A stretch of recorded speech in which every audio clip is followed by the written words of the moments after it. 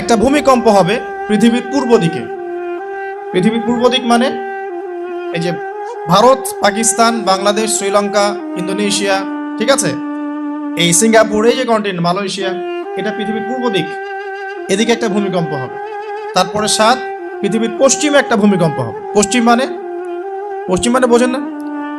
পশ্চিমা বিশ্ব না, সৌদি আরব না, পশ্চিমা বিশ্ব, ব্রিটেন, ফ্রান্স, জার্মানি, তারপরে রাশিয়ান কন্টিনেন্ট, হ্যাঁ, ইউক্রেন, এদিকে আপনার আমেরিকা, এই পুরো পশ্চিমা বিশ্ব, এখানে একটা ভূমিকম্প হবে বড়।